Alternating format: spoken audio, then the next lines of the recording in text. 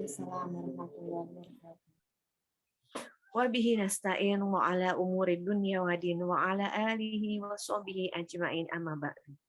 Rabbi shrah li sadri wa yassir li amri wa hlul 'uqdatam min lisani yafqahu qawli.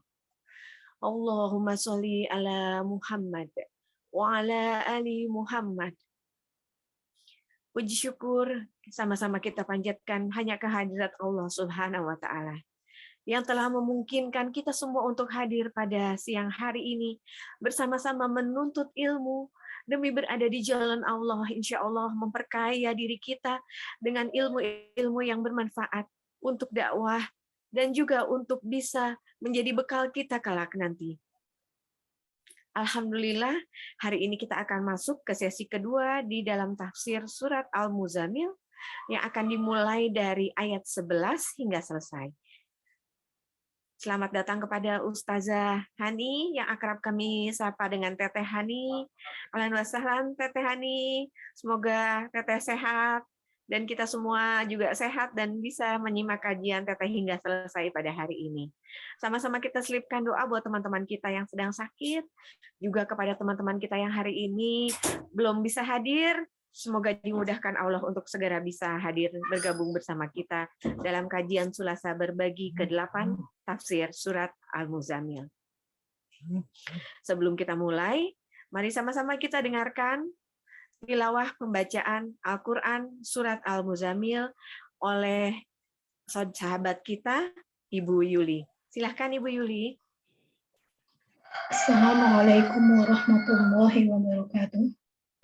Waalaikumsalam warahmatullahi wabarakatuh. A'udzu billahi minasy syaithanir rajim.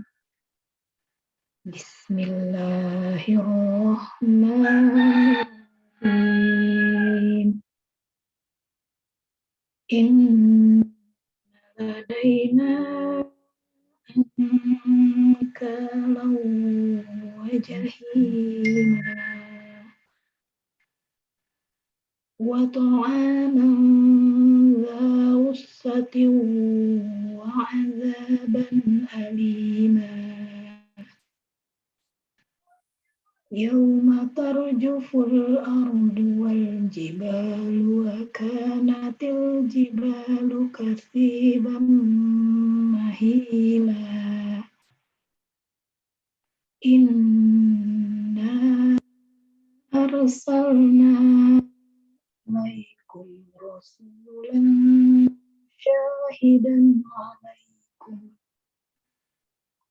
kama arsalna ila fir'auna rasula fa'asa fir'aunur rasula fa'akhadnahu ahzan wabila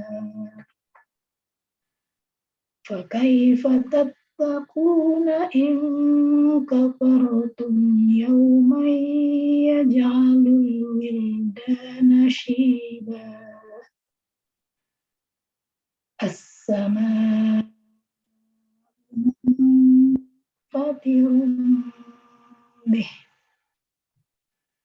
kana wa'duhu maf'ula inna hadhihi tadhkirah faman syaa'a attakhadha ila rabbihi sabila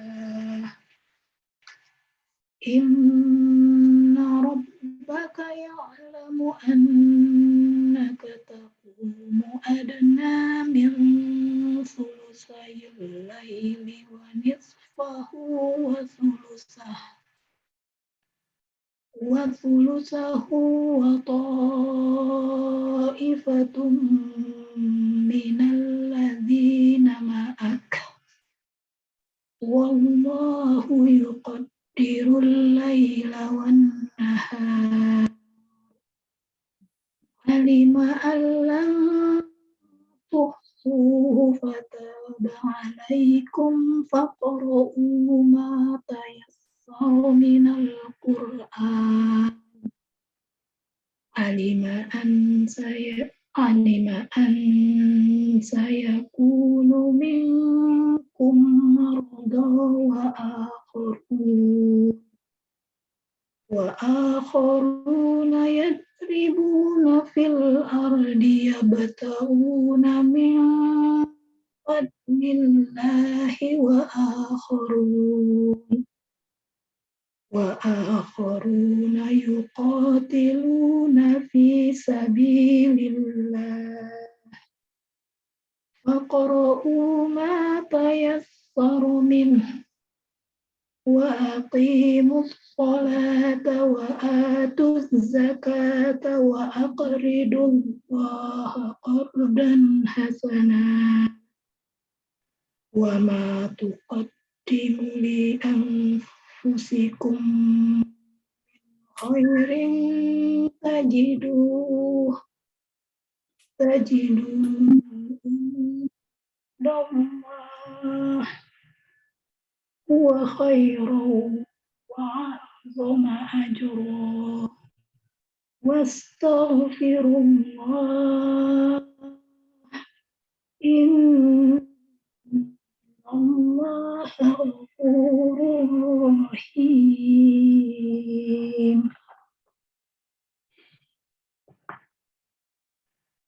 Aku berlindung kepada Allah dari godaan syaitan yang terkutuk. Dengan yang Maha Pengasih lagi Maha Penyayang. Sungguh, di sisi kami ada belenggu-belenggu yang berat dan neraka yang menyala-nyala. Dan ada makanan yang menyumbat di kerongkongan dan azab yang pedih. Ingatlah pada hari ketika bumi dan gunung-gunung berguncang keras. Dan menjadilah gunung-gunung itu seperti onggokan pasir yang dicurahkan.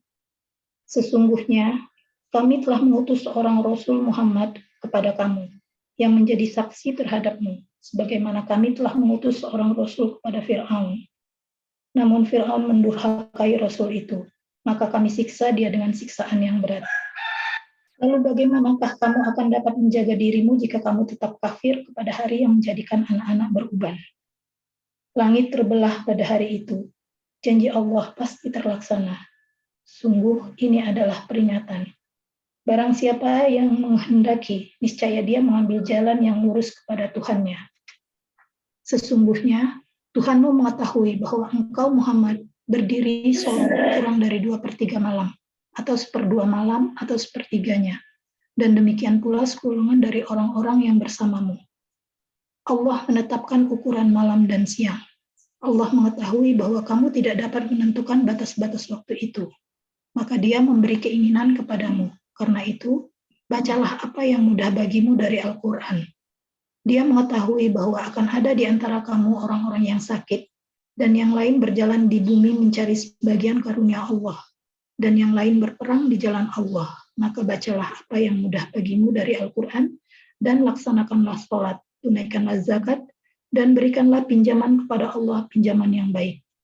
Kebaikan apa saja yang kamu perbuat untuk dirimu, niscaya kamu memperoleh balasannya di sisi Allah sebagai balasan yang paling baik dan yang paling besar pahalanya. Dan mohonlah ampunan kepada Allah. Sungguh, Allah Maha Pengampun, Maha Penyayang. Maha benar Allah dengan segala firman-Nya. Assalamualaikum warahmatullahi wabarakatuh. Waalaikumsalam warahmatullahi wabarakatuh. Jazahillah khair, Ibu Yuli. Semoga kita semua mendapatkan rahmat Allah dengan bacaan surat Al-Muzammil yang sudah dibacakan oleh Ibu Yuli. Alhamdulillah, kita beranjak ke agenda berikutnya, yaitu kajian bersama Ustazah Hani Nurul Husna. Ustazah Hani, apakah sudah hadir? Alhamdulillah, sehat Solihah. Alhamdulillahirabbil alamin. Teteh, bagaimana kabarnya? Alhamdulillah sehat. Alhamdulillahirabbil alamin. Masih sibuk dengan dakwah di mana-mana dengan kondisi seperti ini, Teteh? Alhamdulillah. Masya Allah, Masya Allah. Ya. Alhamdulillah hari ini kita sampai ke bagian kedua tafsir surat Al-Muzammil. Kemarin sampai ayat 11 ya, Teteh ya? Ya. Ya, kita akan lanjutkan insya Allah ayat 12 hingga selesai pada hari ini. Buat sahabat-sahabat Sulasa yang ada pertanyaan mungkin bisa disampaikan di kolom chat nanti akan dibacakan di akhir acara, dan insya Allah akan ada goodie bag bagi 2 orang penanya. Kepada Ustazah Hani Nurul Husna kami persilahkan. Bismillahirrahmanirrahim. Assalamualaikum warahmatullahi wabarakatuh. Waalaikumsalam warahmatullahi wabarakatuh. Alhamdulillahilladzi an'ama bi ni'matil iman wal islam wa allafa baina qulubina fa asbahna bi ni'matihi ikhwana. Alhamdulillahilladzi hadana li hadza wa ma kunna linahtadiya laula an hadanallah. Asyhadu an la ilaha illallah wahdahu la syarikalah wa asyhadu anna Muhammadan abduhu wa rasuluh alladzi la nabiyya ba'dah, amma ba'du. Rabbishrah li sadri wa yassir li amri wahlul 'uqdatam min lisani yafqahu qawli. Allahumma 'allimna bima 'allamtana wa 'allimna ma yanfa'una wa zidna ilman.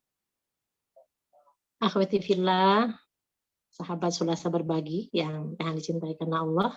Segala puji milik Allah. Pada siang hari ini Allah berikan kemudahan, keberkahan untuk kita kembali bertemu, melanjutkan kajian tafsir bagian kedua, bagian terakhir ya, dari surat Al-Muzammil. Dan ini merupakan satu kebahagiaan ya. Sekalipun syukur kepada Allah ketika diberikan kesempatan oleh Allah untuk bisa sama-sama mengkaji surat ini. Mudah-mudahan kita semua yang hadir di sini sama-sama menginginkan menjadi ahlul Quran ya, yang menjadi setiap cita-cita seorang muslim, seorang muslimah agar lebih dekat dengan Allah. Semoga hari-hari kita tidak lepas dari menyibukkan diri dengan membaca ayat-ayat Allah, mengkajinya, dan mudah-mudahan Allah mudahkan untuk mengamalkannya. Amin ya mujibas sailin. Terutama sekarang lagi di bulan-bulan ya pemanasan untuk menyambut bulan suci Ramadan. Mudah-mudahan Allah membalighna Ramadan, Allah menyampaikan ya, dan kita berusaha memohon terus kepada Allah agar diberkahi usia kita dalam ketaatan kepada Allah, istiqomah terus dalam kebaikan, dan Allah menyampaikan usia kita kepada bulan Ramadan serta menutup usia kita dengan husnul khatimah. Amin ya mujibas sailin. Akhwati fillah, insya Allah kita akan lanjutkan di surat Al-Muzammil ayat ke-11. Tapi sebelumnya, untuk mengingatkan saja bahwasannya surat Al-Muzammil ini dari ayat 1 sampai ayat ke-19 ya. Ini menjelaskan metode terbaik. Ini dibagi 2 biar kita lebih bisa memahami kandungannya. Bahwasannya ayat 1 sampai ke ayat 19 surat Al-Muzammil menjelaskan tentang metode terbaik ya, pembentukan karakter, di mana Rasulullah SAW sebagai seorang Rasul Allah yang mengemban amanah yang sangat besar, yang sangat berat ya. Rasulullah SAW diberikan satu perintah oleh Allah, qumil laila illa qalila, dengan melaksanakan tahajud atau qiyamul lail, yakni sholat di sepertiga malam yang terakhir, yang utamanya. Dan metode ini berlaku juga bukan hanya untuk Rasulullah SAW sebagai seorang Rasul yang diberikan amanah untuk menyampaikan risalah, tetapi kepada kita semua, kepada umatnya, khususnya kita seorang muslimah ya, sebagai umat Nabi Muhammad SAW, dan terkhusus lagi para dai yang menjadikan bahwa ha nahnu da'iyah, bahwa kami ini adalah dai yang ingin melanjutkan estafeta perjuangan para nabi dan rasul. Karena kita telah dipuji oleh Allah di dalam surat Ali Imran ya, ayat ke-103, kemudian ayat 110, kuntum khaira ummah ukhrijat linnas ta'muruna bil ma'ruf wa tanhauna 'anil munkar wa tu'minuna billah. Kalau kita mau bahagia, maka ini adalah salah satu sarana untuk kita sama-sama menjadikan kita semakin kuat ya, akidah kita, ibadah kita, dan akhlak kita. Rasulullah SAW dan para sahabat dulu sempat 1 tahun itu sholat malam ya, bahkan Di dalam sebuah riwayat sampai berjam-jam, 3 sampai 6 jam. Kalau bisa ya berarti hampir satu malam ya, satu malam yang penuh, dan itu dilaksanakan tiap hari selama 1 tahun penuh. Nah setelah itu Allah kemudian memberikan keringanan. Yaitu di ayat ke-20, akhwati fillah, akhwati salihah, bahwasannya kita berharap memahami ayat ke-20 ini, bahwa selain ayat 1 sampai ayat ke-19, ayat ke-20-nya dalam surat Al-Muzammil terkait dengan Qiyamul Lail, Allah memberikan kasih sayangnya kepada kita tentang diberikan rukhsah. Bagian kedua adalah di ayat ke-20, di mana ayat 1 sampai 19 ada metode, yaitu yang diberikan Allah kepada Rasulullah SAW untuk menjadikan Rasulullah semakin kuat, juga para sahabat saat itu, dan untuk kita semua sebagai umatnya. Akan tetapi kita diberikan keringanan oleh Allah SWT. Bahkan di dalam ayat ke-20 surat Al-Muzammil, Allah memberikan rukhsah atau keringanan ya, kepada Rasulullah SAW, kepada umatnya, sehingga dapat melaksanakan semaksimal mungkin yang bisa kita lakukan, mana sholat malam ini mendidik kita untuk menjadi pribadi yang melakukan segala amal dengan penuh keikhlasan. Kita beribadah, kita bermunajat kepada Allah Subhanahu wa Ta'ala, dan orang yang mendapatkan keringanan disebutkan di ayat tersebut orang sakit, musafir, dan yang menjemput rezeki, dan juga orang-orang yang berjihad kepada Allah atau berjihad di jalan Allah. Dan ini semuanya adalah kasih sayang Allah Subhanahu wa Ta'ala untuk kita sebagai umatnya, Rasulullah SAW. Akhwati fillah, untuk selanjutnya kita lanjutkan di ayat yang ke-11 ya. Jadi itu mungkin agar tidak lupa mengingatkan dari pertemuan kita sebelumnya. Yang di ayat ke-11, Allah Subhanahu wa Ta'ala memberikan satu penyejuk ya untuk kita. Satu kesejukan sebetulnya. Ketika kita dalam kondisi menghadapi orang-orang yang memang menzalimi umat Islam. Salah satunya ketika Rasulullah SAW di fase ketika berdakwah di Mekah. Dakwah beliau tidak langsung diterima. Bahkan orang-orang yang mendustakan risalah Rasulullah SAW, bahkan mereka berani untuk menyakiti Rasulullah SAW. Makanya Allah menyebutkan di dalam surat Al-Muzammil ayat ke-11, silahkan dibuka ayatnya. A'udzubillahi minasyaitonirrajim. Wadharni wal mukadzibina ulin na'amah. Wadharni, kalimat wadharni, beberapa ayat Al-Quran juga menjelaskan. Wadharni, dan biarkanlah. Biarkanlah aku yang bertindak. Wadharni. Wal mukadzibin, biarkanlah aku, wahai Muhammad, yang bertindak. Kepada al-mukadzibin, kepada orang-orang yang mendustakan. Ulin na'amati, yang memiliki segala kenikmatan hidup. Wa mahilhum qalila, dan berikanlah mereka penangguhan sebentar atau sementara. Akhwati fillah, ahli tafsir menyebutkan bahwa ulin na'amah di sini adalah para pembesar Quraisy ketika Rasulullah SAW berdakwah di kota Mekah. Di antaranya ada Al-Walid bin Mughirah, kemudian Al-Walid itu dari Bani Makhzum, kemudian ada Abu Jahal, dan saudara-saudaranya.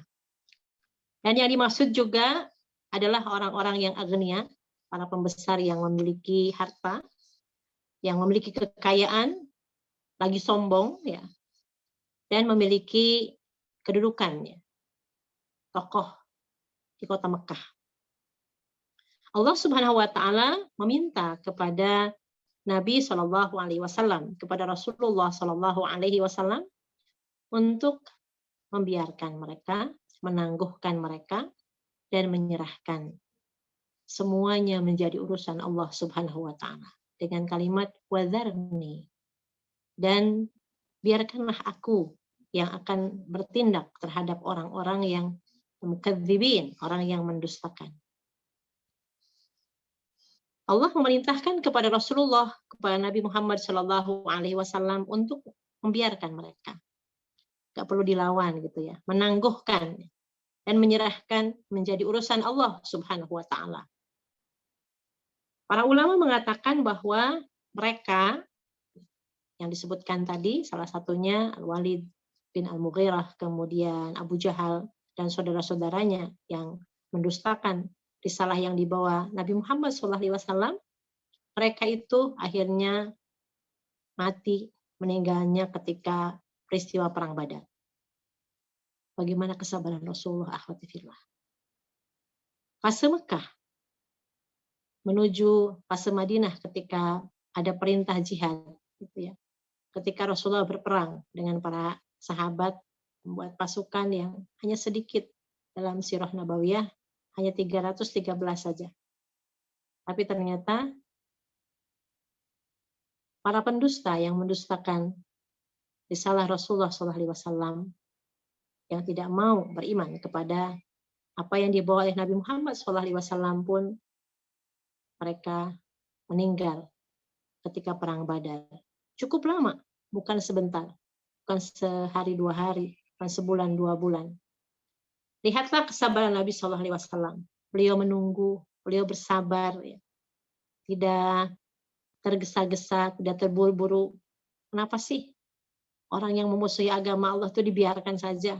Kok enggak dihancurkan saja? Tapi lihat bagaimana Rasulullah SAW, kesabaran beliau. Kita belajar dari ayat ini, bahwasannya kalau kita hitung, kita buka lagi sirah Nabawiyah, kurang lebih ada 15 tahun untuk menanti orang-orang kafir yang memusuhi agama Allah, tokoh Quraisy itu binasa, ya, sesuai dengan janji Allah Subhanahu wa taala. Bayangkan, 15 tahunan itu bukan waktu yang sebentar. Maka tatkala disakiti oleh seseorang, akhwati fillah, kita sakit hati, seharusnya kita berusaha untuk ridho, untuk ridho terhadap mereka dengan menyerahkan urusannya kepada Allah Subhanahu wa taala.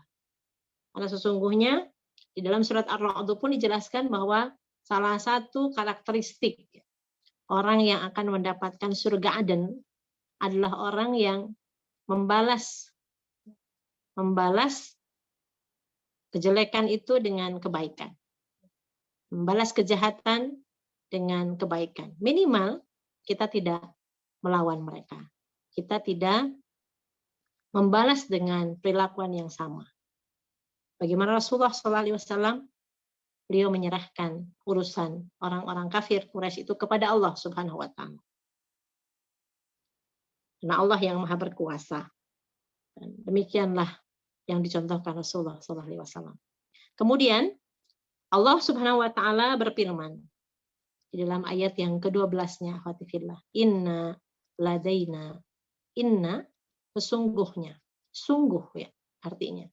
Ladaina ankalau wa jahima. Lihat, Allah sudah menyiapkan untuk orang-orang yang tidak mau beriman kepada Allah, orang-orang yang membenci agama Allah sehingga menyakiti Rasulullah SAW. Inna ladaina ankalau wa jahima. Belenggu-belenggu yang berat. Kemudian wajahima, neraka jahim. Wa ta'aman dha gussah. Dan juga makanan yang dhu gussah, ya. Dha gussah itu yang akan menyumbat kerongkongan, wa azaban alima, dan juga azab yang sangat pedih. Yauma tarjuful ardu wal jibal wa kanatil jibal kathibam mahila. Insyaallah, ya. Yaitu pada hari ketika bumi kemudian gunung-gunung berguncang pada hari kiamat. Karena rata-rata ya di Al-Qur'an Al-Fatihillah kalau dibuka menjelaskan tentang hari kiamat itu dalam surat Al-Hajj, zalzalah, inna zalzata zalzalah, idza zulzilatil ardu zilzalaha. Goncangan ketika bumi berguncang yang sangat keras. Kemudian juga gunung-gunung juga seperti onggokan pasir yang dicurahkan. Nah, akhwati fillah, wa kanatil jibal kathiban mahila. Dan demikian juga kondisi gunung-gunung pada hari kiamat. Seperti ogokan pasir yang dicurahkan. Yang sekarang kita lihat kokoh besar ya. Masya Allah, nanti hari kiamat akan seperti pasir yang dicurahkan. Masya Allah. Ayat ini merupakan janji Allah Subhanahu wa Ta'ala jika mereka orang-orang kafir tidak mendapatkan balasan di dunia, azab di dunia, mereka pasti akan mendapatkan azab di akhirat. Ini yang harus kita yakini. Terkadang di antara kita merasa sudah tidak kuat dengan kondisi yang ada. Ya Allah, kok begini-gini amat, gitu ya, jadi orang yang beriman misalnya. Ketika menghadapi orang yang zalim, karena mereka tetap eksis gitu ya, orang-orang zalim eksis aja, aman-aman saja, kehidupan dunianya malah dalam kondisi nyaman gitu ya. Sebut saja, akhwati fillah, contohnya pada zaman Nabi Musa alaihissalam ada Fir'aun. Fir'aun yang hidup dengan kezaliman yang sangat lama. Disebutkan bahwasannya usianya sangat panjang. Karena usianya panjang, belum meninggal, itulah membuat ia mengira bahwa ia itu Tuhan. Sehingga disebutkan di dalam surat An-Nazi'at pun, innahu tagha. Dan ini adalah sifat yang ada dalam diri Fir'aun. Karena usianya panjang, dia merasa, oh dia ini kuat, gak mati-mati. Dia merasa, ana rabbukumul a'la, dia adalah Tuhan. Kalau bukan karena mengejar Nabi Musa alaihissalam dan para pengikut Nabi Musa yang beriman, maka mungkin dia masih eksis terus di Mesir. Sampai satu ketika Allah Subhanahu wa Ta'ala memerintahkan Nabi Musa alaihissalam yang melarikan diri untuk memberikan kebinasaan bagi Fir'aun. Ini wasilahnya begitu. Demikian pula kisah Ashabul Kahfi. Kisah Ashabul Kahfi yang berangkat melarikan diri dari kejaran penguasa yang zalim saat itu.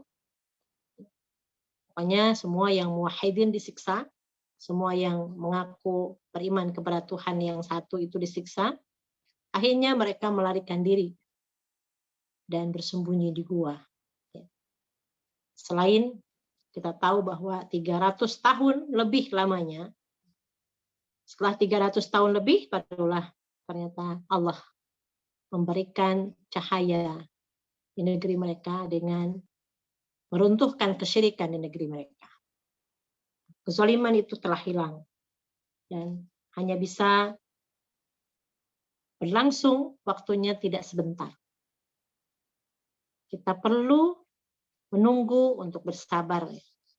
Kita bila ingin mencapai sebuah keinginan, bahwasannya kemusyrikan itu lenyap, kezaliman itu hilang. Akhwati fillah, Allah Subhanahu wa Ta'ala bahkan mengingatkan kita dalam Al-Quran surat Ibrahim, surat ke-14, ya, ayat ke-42. Allah Subhanahu wa Ta'ala berfirman, "Wala tahsabannallaha ghafilan amma ya'malu zalimun." Ini sudah jelas ya, bahwasannya, dan janganlah engkau mengira bahwasannya Allah lalai. Allah akan membiarkan saja dari apa yang diperbuat oleh orang-orang zalim. Wala tahsabannallaha ghafilan amma ya'malu zalimun. Ya Allah tidak akan membiarkan orang-orang itu yang zalim tidak akan dibiarkan oleh Allah. Innama, akan tetapi, yuakhiruhum. Sama nih, hampir sama maknanya dengan ayat dalam surat Al-Muzammil ayat 12 ini. Innama yuakhiruhum liyaumin tashkhasu. Kalimatnya Masya Allah ya. Sungguhnya Allah menangguhkan mereka sampai hari tashkhasu fihil absar. Hari pada waktu mata mereka terkejut ya, terbelalak, terbuka lebar. Tashkhasu fihil absar. Maka bukan berarti jika Allah Subhanahu wa Ta'ala tidak membalas perbuatan orang-orang zalim itu di dunia, bukan menunjukkan bahwa Allah lupa, bahwa Allah itu melalaikan untuk tidak membalas kezaliman yang mereka perbuat. Allah Subhanahu wa taala tentu ingat perbuatan mereka. Bahkan malaikat pun mencatatnya. Allah tidak memberikan azab langsung karena azab dunia bagi orang-orang zalim itu amatlah kecil dalam pandangan Allah. Akhirnya Allah pun menangguhkan balasan untuk orang-orang zalim untuk mendapatkan azab di akhirat yang sangat berat pada hari kiamat kelak. Jadi ayat ini pun menjelaskan bahwasannya kepada orang-orang yang zalim ya, yang diberi azab dengan balasan yang di ayat 12 ini innaladaina ankala wa jahima, dengan belenggu, dengan neraka, disebutkan jenisnya pun neraka jahim ya. Dan ini semuanya adalah agar orang-orang merasakan bahwasannya ketika tidak dibalas di dunia ada azab yang sudah menunggu kelak di hari kiamat di akhirat. Bahkan bukan hanya belenggu dan azab neraka jahanam, tapi ada makanan khusus untuk orang-orang ahli neraka. Wa ta'aman dza ghussah wa adzaban alima. Ada makanan yang ghussah itu yang memiliki duri. Makanan yang kalau kita makan berduri, nggak hati-hati di dunia saja, makan ikan misalnya. Nyangkut kan di leher ya, ke tulangan tuh. Langsung bilang kaberian tuh. Nggak enak. Nanti ada khusus makanan untuk ahli neraka jahim. Ta'aman dza ghussah wa adzaban alima. Ada makanan yang akan tersangkut di leher, membuat orang yang memakannya itu tersedak. Gitu. Kalau di dunia tersedak tulang ikan saja, nggak enak rasanya. Udah dehem-dehem, udah pakai nasi panas, udah pakai macam-macam, udah pakai minum yang banyak. Bahkan ada mungkin yang sudah susah ke dokter, gitu, ke THT. Tolong diambilkan dok. Gitu. Kenapa? Habis makan ikan peda misalnya. Insya Allah ya. Ini duri dunia yang bisa saja hilang. Tapi nanti di akhirat untuk orang-orang yang berbuat zalim, orang-orang yang durhaka kepada Allah, yang mendustakan risalah Allah yang diturunkan kepada Rasulullah SAW, maka bagaimana ada makanan yang bukan mengenyangkan. Ta'aman dariya, ta'aman dza ghussah wa adzaban alima. Dan azab yang disebutkannya pedih, adzaban alim. Ada lagi azabun azim, itu yang dahsyat. Tapi ini sudah makanannya pun khusus, kemudian azabnya alima, yang sangat pedih. Kapan mereka akan diberikan azab? Kelak nanti yaumul qiyamah, pada hari kiamat. Ketika gunung-gunung, kapan akan diberikan azab mereka itu? Maka dijelaskan, yauma tarjuful ardu wal jibal, ketika bumi bergoncang pada hari kiamat. Wal jibal juga gunung-gunung pun wakanatil jibal kathiban mahila. Ini adalah gambaran di ayat ke-12 bahwa biarkan saja di ayat ke-11 orang-orang yang mendustakan agama Allah itu biar Allah yang membalasnya. Demikian juga orang-orang yang zalim. Nanti hari kiamat akan diazab oleh Allah. Di ayat yang ke-13-nya, akhwati fillah, juga demikian Allah memberikan penjelasan yang luar biasa. Mudah-mudahan kita semua diberikan kemudahan untuk terus menjadikan ayat ini sebagai peringatan untuk kita bahwa di ayat ke-13, ayat ke-14 ya, sangat mengerikan. Kondisi hari kiamat Allah memberikan gambaran yang sangat luar biasa dahsyatnya. Kemudian makanan untuk orang-orang yang mendustakan, orang-orang yang disiksa di neraka juga disebutkan jenisnya, dza ghussah. Kemudian di ayat yang ke-15, akhwati fillah, inna arsalna ilaikum rasulan. Allah Subhanahu wa taala memberikan gambaran kepada kita tentang bahwasannya Allah telah mengutus Rasul, telah mengutus para utusan Allah, para nabi, dengan menyebutkan kalimat inna arsalna ilaikum rasulah. Sesungguhnya kami telah mengutus seorang Rasul Muhammad kepadamu. Syahidan alaikum, yang akan menjadi saksi. Allah ya. Kita bersaksi bahwa Rasulullah SAW telah menyampaikan risalahnya. Bahkan telah menasihat umat ini. Akhwati fillah, ketika membaca ayat ini, inna arsalna ilaikum rasulan syahidan alaikum, akan menjadi saksi terhadapmu. Kama arsalna ila fir'auna rasulah. Demikian juga Allah telah mengutus kepada Fir'aun pun, bukan Allah membiarkan. Bani Israel itu tersesat, tetapi diutus kepadanya Nabi Musa alaihi salam. Kama arsalna ila fir'auna rasulah. Tapi apa yang terjadi? Fa'asa Fir'aun. Fir'aun itu bermaksiat kepada Allah dan juga Rasul yang diutus oleh Allah, itu Nabi Musa. Fa'asa Fir'aun ar-rasula fa'akhadnahum akhdaw wabila. Akhirnya karena mendurhakai Allah Subhanahu wa taala, kemudian mendurhakai perintah Allah Subhanahu wa taala dan Rasulnya, maka kami siksa dengan siksaan yang akhdaw wabila, yang sangat berat. Mengapa Allah Subhanahu wa taala menyebutkan perumpamaan kisah Fir'aun sebagai golongan orang kafir dalam ayat ini? Disebutkan karena berita tenggelamnya Fir'aun di Laut Merah ketika mengejar Nabi Musa dengan pengikutnya yang beriman, itu diketahui oleh orang-orang kafir Quraisy saat itu ketika Rasulullah SAW menyampaikan risalahnya di kota Mekah. Maka dengan ayat ini Allah ingin mengingatkan kepada kaum Quraisy, ya, ketika Rasulullah berdakwah di kota Mekah, bahwa Allah pun telah mengutus kepadamu, wahai kaum Quraisy, ya, orang Arab, ketika Rasulullah diutus di kota Mekah.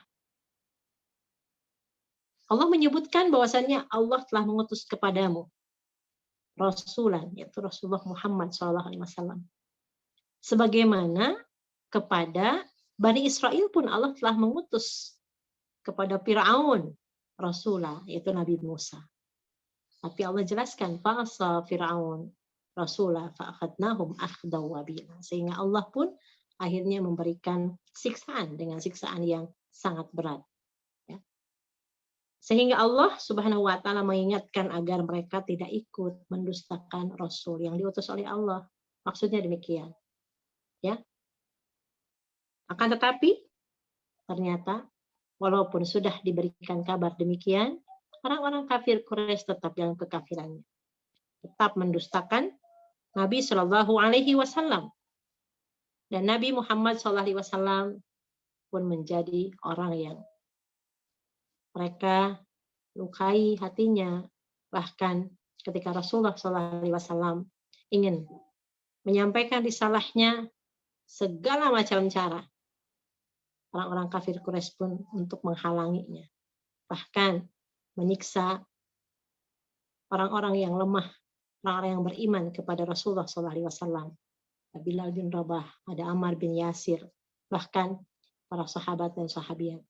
Bahkan keluarga Yasir, semuanya dibunuh. Ini untuk mempertahankan keimanan mereka. Dan ini semuanya adalah gambaran untuk kita bahwasannya hidayah itu milik Allah Subhanahu wa taala. Kita harus minta terus. Sehingga dengan ayat ini kita semakin memahami bahwasannya Allah memberikan gambaran kepada kita tentang bagaimana tidak berimannya Fir'aun, ya, kepada Nabi Musa, kemudian bagaimana juga keadaan kaum Quraisy yang tidak mau beriman kepada risalah yang dibawa Rasulullah SAW. Kemudian Ibnu Katsir rahimahullah di dalam tafsirnya beliau berkata, wa antum aula bil halak wad dammar in kadzabtum. Kalian orang-orang kafir Quraisy itu lebih utama mendapatkan kebinasaan. Lianna rasulakum asyraf wa a'zam. Karena Rasul yang diutus kepada kaum Quraisy saat itu adalah Rasul yang paling mulia. Yang manusia paling mulia, Rasulullah SAW, Muhammad SAW, wa a'zam, dan paling agung. daripada Nabi Musa. Ya. Dan ini adalah satu gambaran bahwasannya mereka seharusnya yang paling dahsyat mendapatkan kebinasaan, karena yang diutusnya lebih baik daripada Nabi Musa alaihissalam, yaitu Rasulullah SAW. Lalu di ayat yang ke-17 sampai ayat ke-19 ya, Allah Subhanahu wa taala berfirman, "Fa kaifa tattaqun." Insyaallah ya. Diawali dengan kalimat fa kaifa tattaqun. Lalu bagaimanakah kamu akan dapat menjaga dirimu? Ya. Bagaimana kamu akan bisa menjaga dirimu? Jadi orang bertakwa itu berarti menjaga diri sekarang dari ada ancaman nanti di akhirat untuk orang-orang yang tidak bertakwa kepada Allah, tidak beriman kepada Allah. Wa kaifa tattaqun in kafartum yauma yaj'alul wildana syiba. Ini satu gambaran perumpamaan bahwasannya Allah menjelaskan pada hari kiamat nanti begitu sangat dahsyat ya. Sehingga wa kaifa tattaquna in kafartum yauma yaj'alul wildana syiba. Saking dahsyatnya sampai-sampai anak-anak tiba-tiba rambutnya yang tadinya kan anak-anak rambutnya hitam ya, rambutnya masih muda, sangat muda sekali. Tapi dengan dahsyatnya hari kiamat, rambut yang hitam pun menjadi beruban, menjadi putih. Yauma yaj'alul wildana syiba. Kemudian Allah menjelaskan as-sama'u munfatir. Di mana as-sama, sama itu langit, munfatirum bih. Langit itu akan terbelah, munfatirum bih. Kana wa'duhu maf'ula. Akan akhwat mungkin kalau buka surat Al-Infitornya di juz 30. Ida sama munfatarat. Ya. Ketika langit terbelah. As-sama'u munfatirum bih kana wa'duhu maf'ula. Di mana hal itu pasti akan terjadi. Inna hadhihi tadhkirah. Dan sungguh hadhihi tadhkirah. Ini adalah tadhkirah, peringatan. Faman syaa'a ittakhadha ila rabbih sabila. Maka barang siapa yang menghendaki, niscaya dia akan mengambil jalan yang lurus, itu jalan kepada Allah, kepada Tuhannya. Nah, akhwati fillah, di ayat ke-17 sampai ayat ke-19 di surat Al-Muzammil ini digambarkan hari kiamat yang sangat dahsyat. Sampai anak-anak saja yang rambutnya hitam menjadi memutih, menjadi beruban. Dijelaskan bahwasannya ini artinya dua makna. Ada makna hakiki, ya, hakikatnya sebenarnya. Ada makna majazi. Artinya anak-anak yang menyaksikan hari kiamat, ya, kondisinya langsung beruban. Kemudian makna majazinya, jika ada anak-anak yang mendapati hari kiamat, maka rambutnya menjadi uban karena saking takutnya. Jadi ini ada dua makna ya. Hakikinya yang memang putih jadi rambutnya, ada yang majazi itu kiasan. Saking dahsyatnya sampai yang tadinya hitam jadi langsung putih gitu. Demikian hari kiamat ini saking dahsyatnya akhwati fillah. Bahkan dalam surat Al-Hajj ya, ketika ibu menyusui maka watada'u kuladati hamlin hamlaha. Kemudian yang melahirkan yang belum waktunya akan melahirkan pada saat itu juga. Begitu sangat dahsyat hari kiamat akhwati fillah. Demikian hari kiamat saking dahsyatnya sampai-sampai langit yang menaungi kita, yang kita pandang indah ya. Kemudian kadang putih karena banyak awannya, kemudian kadang biru, indah sekali campuran. Dan itu hiasan dari Allah Subhanahu wa taala. Tidak ada penyangganya, tapi tidak jatuh. Dan itu akan munfatir, akan terbelah pada hari itu, dan Allah pun memberikan pilihan kepada kita. Faman syaa, barang siapa yang mau mengambil jalan menuju Allah, silahkan. Dan ini semuanya adalah pilihan. Silahkan kamu mau mengambil jalan, karena inna hadhihi tadhkirah. Ini peringatan semua untuk kita semua, khususnya hati muslimah yang hadir pada kajian hari ini. Inna hadhihi tadhkirah faman syaa'a ittakhadha ila rabbih sabila. Mudah-mudahan ini jadi jalan untuk kita juga terus mengambil jalannya Allah, mengambil jalan yang istiqomah di jalan Allah. Karena ini adalah salah satu pilihan. Barang siapa yang mau mengambil jalan menuju Allah, maka dipersilahkan, tafadhol, silahkan. Dan barang siapa yang enggan untuk bertobat, maka tidak mengapa. Allah tidak rugi, yang rugi adalah kita sendiri. Kemudian ditutup surat Al-Muzammil dengan ayat terakhir, menunjukkan sebuah kasih sayang Allah yang Rahman Rahim dengan satu kalimat ya. Inna rabbaka ya'lamu annaka taqumu adna min thulutsayil lail. Sungguhnya Tuhanmu tahu, Tuhan itu mengetahui, sungguhnya Allah mengetahui bahwasannya engkau Muhammad taqumu adna min thulutsayil lail, berdiri sholat kurang dari 2/3 malam. Wa nisfahu wa thulutsahu wa ta'ifatum minal ladzina ma'ak. 1/2 ataupun 1/3-nya, dan demikian pula segolongan dari orang-orang yang bersamamu. Itu para sahabat. Ini dalil bahwasannya para sahabat pun melakukan hal yang sama yang dilakukan Rasulullah SAW. Ta'ifatum minal ladzina ma'ak. Wallahu yuqaddirul laila wan nahar. Jadi ayat ini, Masya Allah ya, kalau kita kembali baca di sini ada kasih sayang Allah Subhanahu wa taala. Jadi para ulama pun menyebutkan sejak turunnya ayat ini, ya, surat Al-Muzammil, di ayat pertama kan ya ayyuhal muzammil, wahai yang berselimut.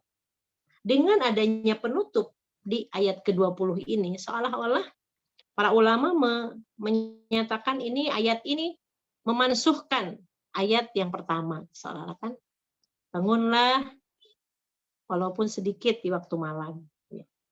Di ayat ke-20 para ulama menyebutkan turunnya surat Al-Muzammil dari awal kan meminta untuk kita bangun sebagai umatnya Rasulullah SAW. Maka sejak saat itu Nabi wajib melaksanakan sholat malam ketika turun surat Al-Muzammil ayat 1. Qumil laila illa qalila. Sehingga berbeda pendapat para ulama ahli tafsir yang menyebutkan bahwa itu wajib hukumnya bagi Rasulullah. Hukum qiyamul lail itu wajib bagi Rasulullah SAW dan hanya untuk Rasul. Hanya saja para sahabat pun ternyata ikut. Apa yang dilakukan Nabi pun mereka pun melakukannya. Ada pula yang berpendapat bahwa wajib bagi Nabi dan juga bagi umatnya. Jadi sholatnya berjam-jam tuh. Qiyamul lail. Adapun berapa lama sholat malam itu diwajibkan? Ada yang mengatakan 1 tahun lamanya. Kemudian ada yang menyebutkan diwajibkan selama Nabi di Mekah saja sekitar kira-kira 10 tahun. Ini semua menunjukkan bahwa ibadah sholat malam adalah ibadah yang mendapatkan perhatian yang sangat tinggi di sisi Allah Subhanahu wa taala. Ini menunjukkan bahwasannya qiyamul lail adalah ibadah terbaik ya. Salat sunnah yang terbaik ya. Setelah salat wajib tidak ada salat sunnah yang terbaik selain tahajud atau qiyamul lail. Makanya Rasulullah SAW bersabda, akhwati fillah, dalam sebuah hadis, ini merupakan satu hadis yang menjelaskan kepada kita semua bahwasannya tahajud merupakan ibadah terbaik. Di dalam hadis riwayat Imam At-Tirmidzi nomor 3549 hadisnya, Rasulullah bersabda, alaikum, kalimatnya dengan kalimat alaikum biqiyamil lail. Alaikum itu adalah salah satu dari yang menunjukkan hendaknya. Alaikum biqiyamil lail. Hendaknya kalian melakukan qiyamul lail. Fa innahu da'bus shalihin. Masya Allah. Hendaknya kalian melakukan qiyamul lail. Kenapa? Fa innahu da'bus shalihin. Karena qiyamul lail adalah da'b, kebiasaan orang-orang soleh. Da'bus shalihin qablakum. Kalau ingin tahu kenapa alaikum biqiyamil lail, hendaknya kalian melakukan sholat malam, karena sesungguhnya fa'innahu da'bus salihin qablakum. Karena qiyamul lail adalah kebiasaan orang-orang soleh sebelum kalian. Insyaallah ya. Wa huwa qurbatun ila rabbikum. Dan tahajud atau qiyamul lail itu qurbah. Apa qurbah? Al-qarib kan dekat artinya. Qurbah itu sarana untuk mendekatkan diri ila rabbikum, kepada Tuhan kalian. Wa mukaffiratun lisayyiati, dan menghapuskan, yang menghapus sayyiat, keburukan, yang menghapuskan kejahatan. Wa manhatun lil itsmi, dan juga akan mencegah orang yang melakukannya untuk melakukan dosa. Masya Allah ya salihah. Ada 3 poin nih manfaat dari tahajud. Alaikum biqiyamil lail. Maka hendaknya kalian tahajud. Hendaklah kalian qiyamul lail. Kenapa? Fa'innahu da'bus sholihin qablakum. Karena itu kebiasaan orang soleh sebelum kalian. Yang pertama, dengan qiyamul lail akan qurbah ila rabbikum. Wa huwa qurbah itu mendekatkan diri kepada Tuhan kalian, kepada Allah. Yang kedua, wa mukaffirat lisayyiat, akan menghapuskan dosa-dosa kalian. Dan yang ketiga adalah wa manhatun lil ismi, akan mencegah orang yang melakukannya, yang istiqomah melakukannya, akan mencegah dirinya dari berbuat dosa. Akhwati fillah, tatkala sholat malam diwajibkan oleh Allah Subhanahu wa taala, para sahabat merasa berat ya, karena sholat berjam-jam setiap hari. Oleh karena itu Allah menurunkan di ayat penutup di surat Al-Muzammil ini dengan menghilangkan, memansuhkan, menghapus hukum yang pertama yang tadinya wajib, hukum awal dari tahajud. Yang tadinya hukum awal itu qumil laila illa qalila kepada Rasul, tapi para sahabat juga ikut ternyata. Sehingga setelah turunnya ayat ke-20, hukumnya menjadi sunnah. Yang tadinya sebelumnya wajib menjadi sunnah. Kebayang ya, kalau ternyata tahajud hukumnya wajib, yang nggak tahajud atau yang nggak qiyamul lail malam hari, berarti berdosa. Tapi ternyata ini keringanan. Kasih sayang Allah hukumnya menjadi sunnah. Tapi ada perbedaan pendapat memang di kalangan ulama, bahwasannya sholat malam tetap wajib untuk Rasulullah SAW. Dan menjadi sunnah untuk kita sebagai umatnya. Allah berfirman, Inna rabbaka, ya, ayat ke-20 itu, Inna rabbaka ya'alamu annaka taqumu adna min thulutsayil lail wa nisfahu wa thulutsahu wa ta'ifatun minal ladzina ma'ak. Ini merupakan dalil bahwasannya salat malam itu juga dikerjakan oleh para sahabat Nabi Shallallahu alaihi wasallam. Sahabat lain pun melakukan, bukan hanya Nabi Shallallahu alaihi wasallam, tapi Rasulullah Shallallahu alaihi wasallam ketika melakukan, maka para sahabat juga melakukan hal yang sama dengan Rasulullah Shallallahu alaihi wasallam. Nah, akhwati fillah, kemudian di lanjutan ayatnya, wallahu yuqaddirul laila wan nahar. Allah yang menetapkan ukuran malam kanat amnaharan. Allah yang menetapkan ukuran malam juga ukuran siang. Alima an lan tuhsuhu fataba alaikum. Allah mengetahui bahwa kamu tidak dapat menentukan batasan. Kayak kemarin kan yang bertanya ya, masih ingat nggak di pertemuan sebelumnya? Kira-kira jam berapa nih? Sepertiga malam itu. Gitu kan? Yang bertanya ya. Kalau dari Ba'da Isya itu hitungannya misal 8, 9, 10, 11, 12, 1, 2, 3, 4. Ya. 4.30 lah kita udah siap-siap untuk sholat subuh. 9 jam nih. Kira-kira kalau 9 jam, sepertiganya berapa? Jadi, Allah tuh tahu. Akhwati fillah. Allahu yuqaddirul laila wan nahar. Alima allam tuhsuhu fataba alaikum. Ketika kita membaca ayat ini, Masya Allah ya, Allah Subhanahu wa ta'ala mengetahui bahwasannya engkau itu ketika melaksanakan qiyamul lail beserta orang-orang yang bersamamu, gitu ya. Allah Maha tahu ukuran siang hari, ukuran malam hari, gitu ya. Dan bahkan kamu tidak mampu ya, tidak dapat menentukan batasan-batasan waktu itu. Maka fataba alaikum, dan Allah dia yang menerima taubat kalian, di mana maksudnya memberikan keringanan. Kadang kita suka ambil, harusnya misalkan 11 dengan witir, ambil 2 aja, witirnya 1 gitu ya. Karena itu bacaannya pun sama. Walaupun memang yang terbaik adalah yang lama berdirinya ketika qiyamul lail di dalam fikih salat qiyamul lail atau tahajud, tapi tetap faqra'u ma tayassara minal Qur'an. Membaca bacaannya pun dengan bacaan yang mudah bagimu. Ambil yang paling mudah dari Al-Qur'an. Faqra'u ma tayassara minal Qur'an. Oleh karena itu, salat malamnya tidak lagi dikerjakan berjam-jam. Ada yang mungkin hanya setengah jam, ada yang mungkin 1 jam, gak masalah gitu ya. Bahkan ada yang hanya 1 rakaat witir saja. Masya Allah. Ya.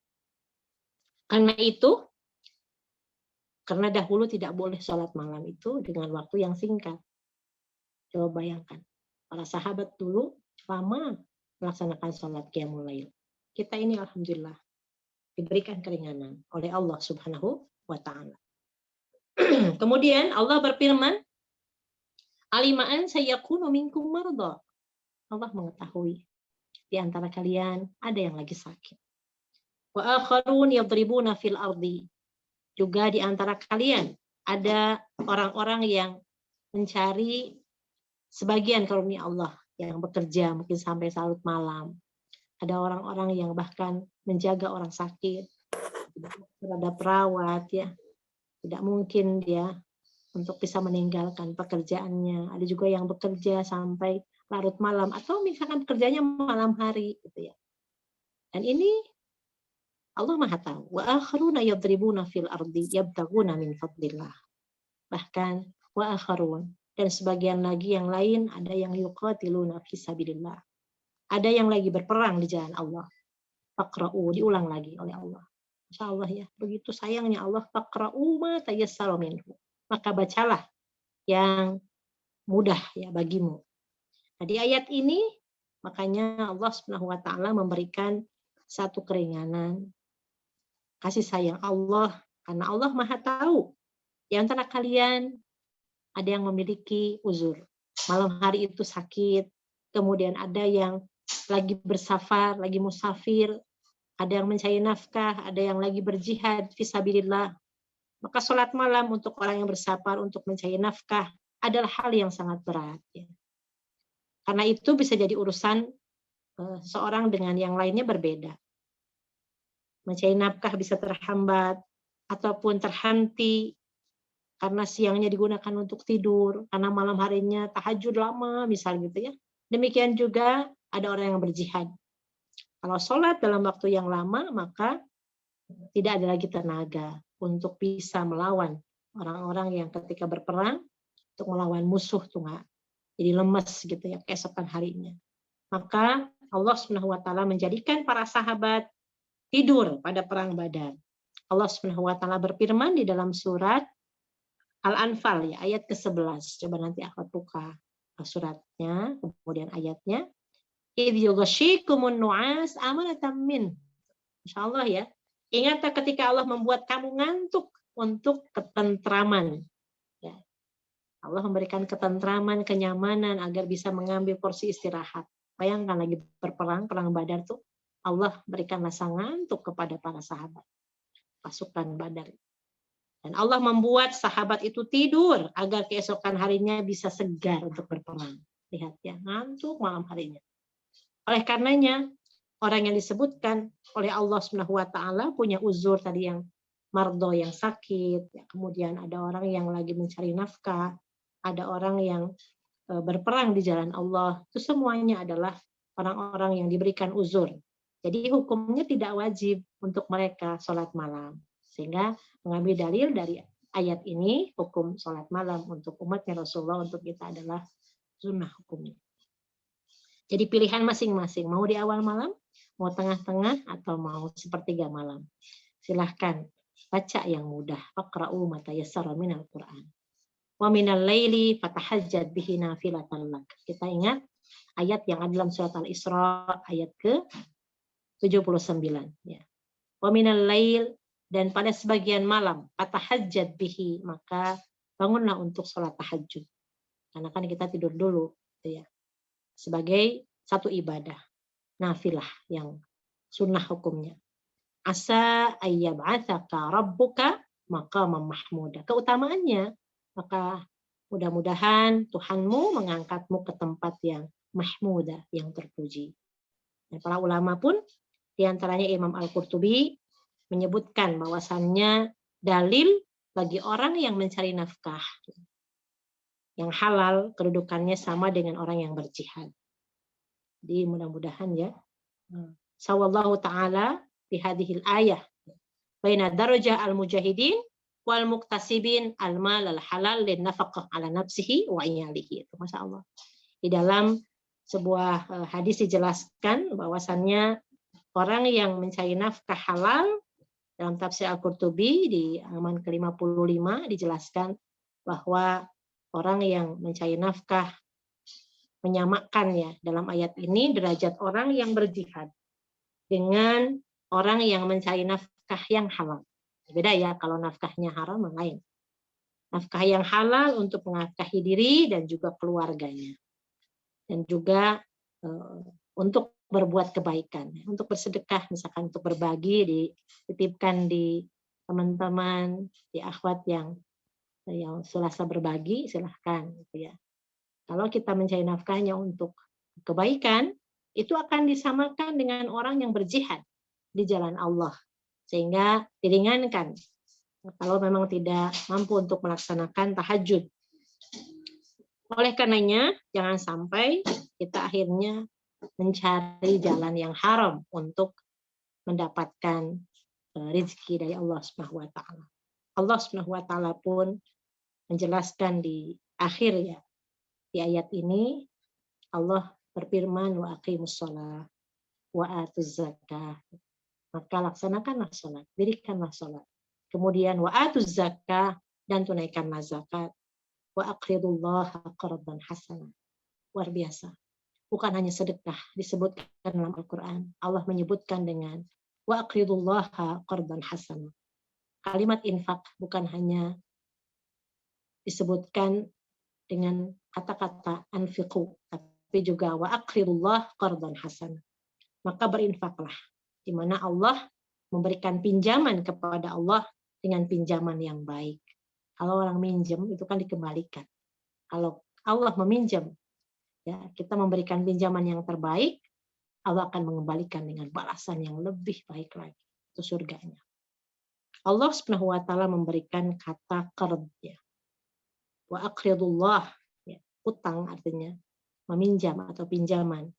Infak yang kita keluarkan adalah utang bagi Allah terhadap kita, dan Allah akan mengembalikannya. Para ulama menyebutkan bahwasannya Allah menggunakan kalimat atau kata qard, aqridullah qardan hasanah, ketika uang kita pinjamkan ya. Kalau misalkan ketika uang kita dipinjam oleh orang kaya yang pasti akan mengembalikan uang tersebut, kira-kira kita ngasih apa enggak? Kita kasih tentunya kan, karena kita yakin akan dikembalikan. Dia orang punya uang. Kalau kita kali minjem kepada orang yang nggak punya, kita juga mikir-mikir, mungkin nanti bayarnya gimana, nanti khawatir jadi dosa buat dia. Ya, ternyata Allah yang Maha Ghani menggunakan kalimat qard dalam infak ya. Wa aqridullaha qardan hasanah. Allah Subhanahu wa taala yang Maha Kaya, yang Maha Bijaksana pasti akan mengembalikan pinjamannya, dan Allah pun sering mengembalikan pinjaman dengan yang lebih baik, dengan yang lebih banyak. Maka jika kita tidak melakukannya, tidak memberi untuk Allah yang terbaik, mau gimana lagi? Maka di sini kita tidak boleh melakukan transaksi yang riba, transaksi yang menjadikan harta kita tidak berkah. Gitu ya. Allah Subhanahu wa Ta'ala memberikan balasan kepada hamba-hambanya yang memberikan pinjaman kepada Allah dengan pinjaman yang baik. Kemudian Allah menutup ayat ini, wa ma tuqaddimu li anfusikum min khairin tajiduhu indallah. Kebaikan apa saja yang kamu perbuat untuk dirimu, niscaya kamu memperoleh balasannya di sisi Allah. Jadi kalau kita sedekah pun bukan untuk Allah, karena Allah itu nggak butuh, tapi harus karena Allah, karena semua akan kembali ke kita.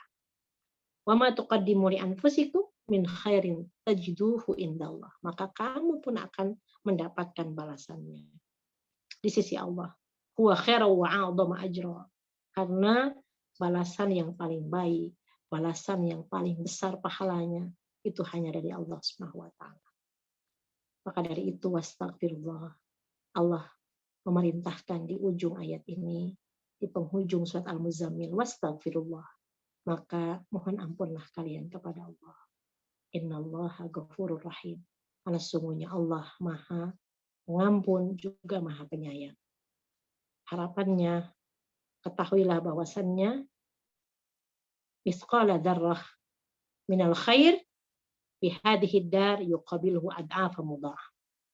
Bahwasannya ketika kebaikan meskipun sekecil zarrah yang kita lakukan di muka bumi ini, di dunia ini, maka akan diganti menjadi ad'afa mudha'afah. Akan diganti berlipat-lipat lagi oleh Allah Subhanahu wa Ta'ala. Wa ma 'alaiha fi darin na'imal muqim minal ladzati wasyahawat. Bahkan di dalam tafsir As-Sa'adi ini jelaskan, ketika kenikmatan yang disiapkan di akhirat kelak dari kesenangan, dari syahwat, ya, bahkan yang kita lakukan di dunia ini tidak ada apa-apanya ketika dibalas di dunia.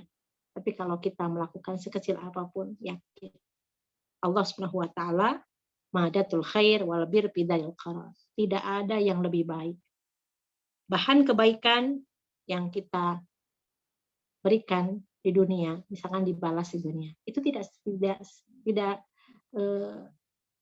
mewakili yang mungkin sebagian kecil, karena sesungguhnya yang paling istimewa balasannya adalah di akhirat. Maka bagi kita semua sungguh yang menyedihkan ketika waktu berlalu bagi seorang hamba begitu saja dan kita lalaikan dari berbuat baik. Sungguh akan menyesal ketika waktu berlalu.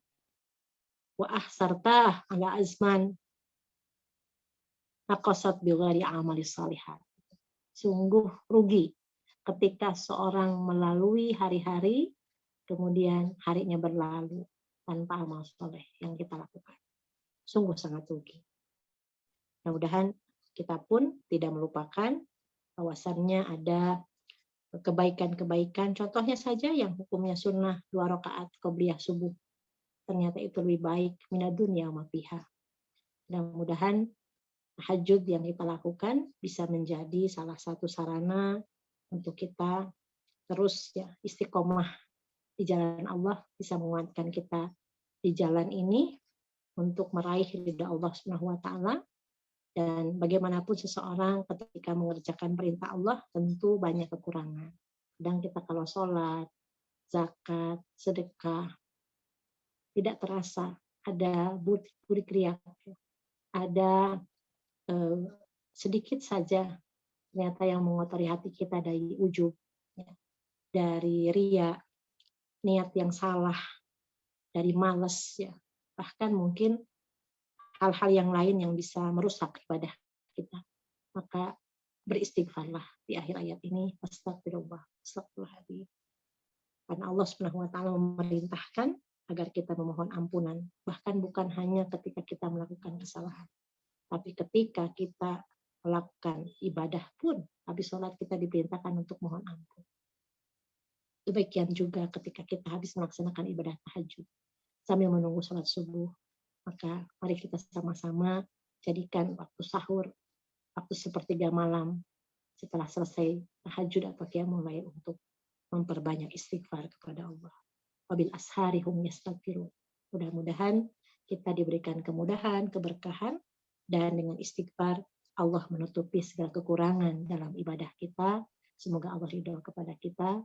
Aku qouli hada, astaghfirullahi wa lakum. Wassalamualaikum warahmatullahi wabarakatuh.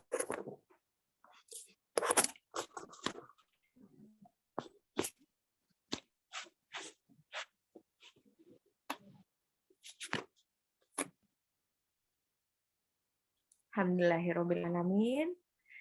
Jazakallahu khair, Ustazah Hani. Suaranya agak kecil terdengarnya tadi, Ustazah. Oh iya kan? Moga-moga setelah ini nanti lebih bagus sinyalnya. Nah, insya Allah ini udah besar, udah besar lagi. Tadi kecil suaranya, saya sambil mendengar sambil ini. Alhamdulillah. Alhamdulillahirobbilalamin. Ustazah Hani telah selesai memaparkan tafsir Al-Quran surat Al-Muzammil. Mohon berkenan untuk menjawab, ada beberapa pertanyaan di kolom chat. Sebentar saya bacakan.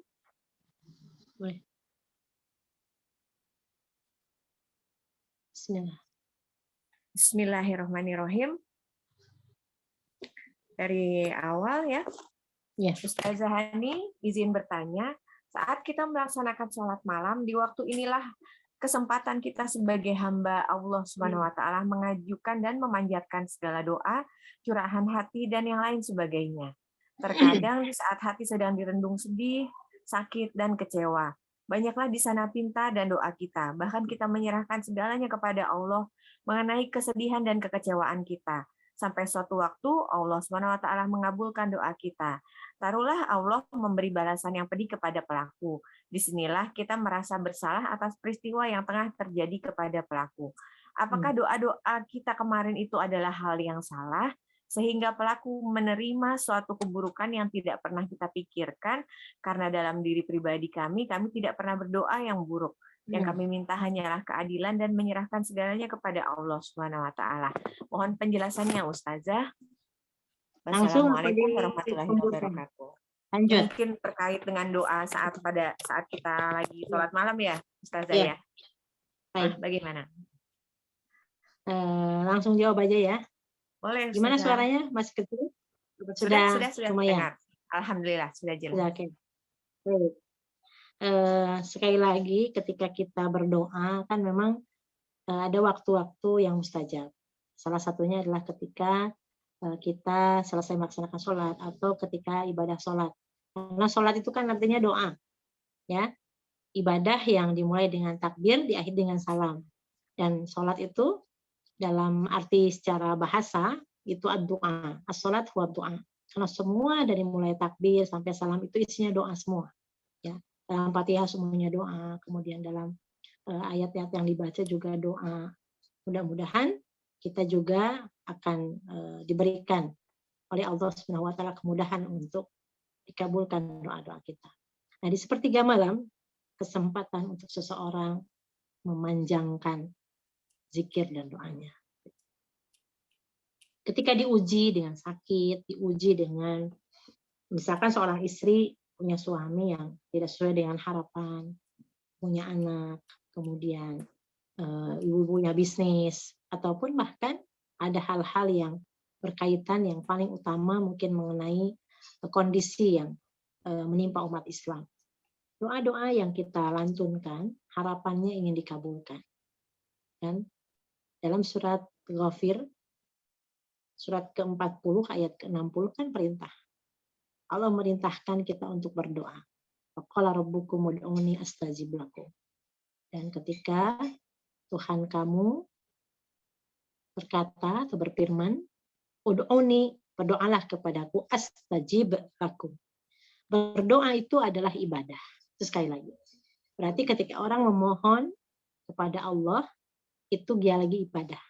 Dikabulkannya segera ataupun ditunda, itu bukan urusan kita. Yang kita lakukan adalah doanya. Tadi misalkan ibu nggak enak, nggak nyaman hati, sakit hati sama seseorang, kita doakan, ternyata doanya karena kita sakit hati, pernah mendoakan sesuatu yang tidak baik, misal semoga ditimpa ini, misalkan ditimpa kejelekan kepada seorang yang menyakiti hati ibu misal. Dan ternyata dengan betul-betul rintihannya, dengan doanya yang betul-betul di waktu mustajab, kemudian kan doa itu ada syarat-syaratnya berdoa dikabulkan. Dengan ilhah, merintih kan, ya Allah, khusyuk gitu doanya. Ternyata dikabulkan oleh Allah Subhanahu wa taala. Ibu melihat bahwa doa itu dikabulkan. Kemudian akhirnya ada penyesalan, ya, kenapa ya? Memang betul. Ketika seseorang mendoakan saudaranya kejelekan, Allah Maha Rahman Rahim. Ketika kita menyampaikannya ke Allah untuk membalas, mungkin ada kalanya waktu itu doanya dikabulkan. Tapi akan lebih baik kalau kita menggunakan waktu yang istimewa itu untuk mendoakan agar, apalagi misalkan itu keluarga, apakah itu adalah pasangan ataupun anak, ya, kerabat, itu dengan doa-doa yang baik itu jauh lebih baik. Ya, itu pilihan sebetulnya. Andaikan memang mendoakan kejelekan pun itu hak. Tapi sayang ketika saatul ijabah, ya, saat dikabulkannya doa, saat-saat yang memang besar kemungkinan dikabulkannya doa sepertiga malam, ketika hujan besar, ketika sholat tahajud, akan lebih baik untuk kebaikan dunia akhirat kita. Karena kalau dikabulkan, itu tidak akan ada penyesalan, yang ada adalah satu keinginan terus untuk memohon kepada Allah, karena kita tidak tahu. Ya, kehidupan kita setelah kematian kan tidak ada yang tahu. Belum ada dapat jaminan kita ini diampuni dosa, belum dapat jaminan kita apakah mendapatkan surga gitu ya. Harapannya itu. Makanya akan lebih baik kalaupun memang untuk urusan dunia gitu. Lebih baik mendoakan kebaikan di dunia ya. Hasanah wa fil akhirati hasanah untuk kita. Kalau penyesalan wajar, makanya di ujung ayat tadi apapun itu. Bahkan ketika berdoa sekalipun. Bahkan ketika kita melakukan yang paling hemat, yang paling sedikit, ya, rakaatnya hanya 1 rakaat, kemudian bacaannya pun tidak maksimal gitu ya. Kadang mungkin dari sholat pertama, rakaat pertama sampai terakhir itu kadang ada ngantuk-ngantuknya. Namanya juga sholat tahajud, sholat malam ya. Nah, jadi kalau Teh Hani sih begitu. Pendapatnya akan lebih baik kalau kedepannya kita meminta untuk kebaikan dunia akhirat kita daripada kita mendoakan kejelekan untuk orang lain. Beda kalau misalkan ada doa alaika bil ada keadaan din, ya Allah kami serahkan urusan musuh-musuh yang memusuhi agamamu. Ya Allah hancurkan orang-orang yang memusuhi agama Allah. Nah, itu kan meminta kehancuran, meminta agar orang-orang yang membenci, yang ingin menghancurkan, berniat menghancurkan agama Allah, Allah hancurkan. Ya Allah tolonglah saudara kita yang di Palestina, kemudian hancurkan orang-orang Yahudi yang ada di Palestina, yang memang memusuhi agama Allah. Itu kan salah satu permintaan, agar memang kehancuran ditimpakan kepada orang yang memusuhi agama Allah. Dan itu pun ketika kita menyerahkannya sama Allah, insya Allah ya, kita tidak perlu menunggu, karena bagi Allah mengetahui mana yang terbaik, apakah disegerakan azabnya di dunia, apakah Allah tangguhkan sebagaimana kelak nanti di hari kiamat yang dijelaskan di dalam surat Al-Muzammil tadi salah satunya. Itu ya Solihah, penyesalan wajar, makanya banyak-banyak istighfar.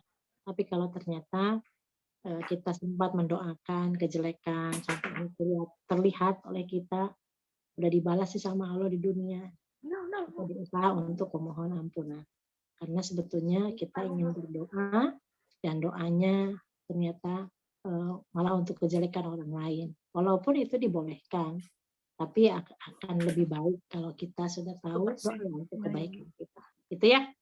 Oke, Solihah. Iya. Iya. Jazakallahu khair, Ustazah. Ini ada pertanyaan selanjutnya. Bagaimana apabila sholat tahajud tanpa tidur dulu sebelumnya, Ustazah? Iya. Bisa dijelaskan. Baik. Iya, kalau berdasarkan surat Al-Isra ya tadi, bahwa wa minal lail fatahajjat bihi nafilah. Kalau qiyamul lail itu sholat dengan menghidupkan malam. Waktunya dari ba'da isya sampai subuh ya. Jadi setelah adzan subuh sudah nggak bisa lagi. Itu qiyamul lail. Dan tahajud salah satunya. Itu penyebutannya, kenapa disebut tahajud? Katanya tidur dulu. Sekarang gini, orang yang tahajud itu adalah orang yang menyiapkan diri untuk misalkan agar saya bangunnya jam 12 aja, dia siapkan mungkin alarmnya gitu ya. Tidur sebentar untuk menyiapkan agar lebih fresh gitu ya. Itu dikenal dengan tahajud. Jadi kita istirahat malam kemudian bangun. Kira-kira mau jam berapa? Tengah malam kah? Sepertiga kah? Tapi kalau qiyamul lail itu bisa sepanjang malam. Dari mulai kita misalkan awal malam sampai akhir, atau bahkan misalkan kita ambil sebagian malam. Jadi kalaupun kita tidak bisa tidur, bukan berarti kita hanya nggak boleh tahajud, nggak bisa tahajud tahu. Tahajud itu harus tidur dulu. Itu bukan keharusan. Jadi kalau orang yang punya insomnia, ya nggak bisa tidur ya, bukan berarti nggak bisa sholat malam gitu, bukan nggak bisa melakukan sholat qiyamul lail gitu. Jadi ini hanya penyebutan saja. Tahajud itu dengan qiyamul lail itu sama sebetulnya. Cuma perbedaannya adalah penyebutannya saja. Yang ini misalkan tidur lalu bangun di sebagian malam, apakah di tengah malam terus bobok lagi gitu. Tapi kalau qiyamul lail ini menghidupkan malam dengan qiyam, ya, dengan sholat, bisa misalkan nisfahu sebagaimana dalam surat Al-Muzammil tadi setengah malam, awin kusminhu qalila ataupun lebih sedikit dari itu, ataupun bahkan sepertiga malamnya saja gitu ya. Sama, penyebutannya sama saja. Yang jelas siapapun kita yang mau melaksanakan qiyamul lail nggak mesti harus tidur dulu. Tapi kalau tidur dulu itulah yang lebih baik karena bisa segar, akhirnya bisa fresh, bisa khusyuk, lebih khusyuk, membantu kehusyuan ketika melaksanakan ibadah qiyamul lail tadi. Itu ya salihah, dan hukumnya sunnah. Makanya ada sebut tahajud dengan qiyamul lail itu sebetulnya sama saja. Babnya pun dijelaskan sama. Tidak ada perbedaan. Ya. Hanya perbedaannya paling penyebutan ini syifi' ini witir. Ada sholat yang genap, ada yang ganjil. Misalkan kita sholat hanya 2 rakaat saja. Itu namanya qiyamul lail, tapi tidak ada witirnya. Tapi kalau mau witir saja, ada witir bisa 11 niatnya witir. Bisa hanya 3 rakaat niatnya witir, langsung 3 rakaat. Gitu ya. Tapi kalau misalkan saya mau qiyamul lail, qiyamul tahajud, berarti terdiri dari 2. Ada yang genapnya, ada yang ganjilnya. Kalau genap doang berarti tahajud. Kalau ada witirnya berarti sholat witir saja, witir doang. Tapi kalau digabungkan dengan antara yang genap dan yang ganjil itu namanya qiyamul lail ataupun tahajud. Wallahu a'lam bishawab. Jadi nggak mesti harus tidur dulu, Bu. Bukan harus gitu ya. Tapi lebih baik kalau tidur dulu. Sehingga nanti ketika bangun kita bisa lebih khusyuk, lebih fresh, ya, lebih segar melakukan ibadahnya. Itu salihah, wallahu a'lam bishawab. Alhamdulillahirabbil alamin. Bagaimana dengan ibu-ibu yang lain? Apa sudah jelas? Atau mungkin ada pertanyaan lagi? Monggo, masih bisa ditunggu. Masih ada waktu sebelum jam 3. Alhamdulillah. Monggo, apabila ada yang perlu ditanyakan lagi. Silakan. Adakah? Paham mudah-mudahan. Paham ya, insya Allah ya. Dan semakin semangat ya, semakin semangat untuk bisa mendirikan malam. Oh iya. Ya.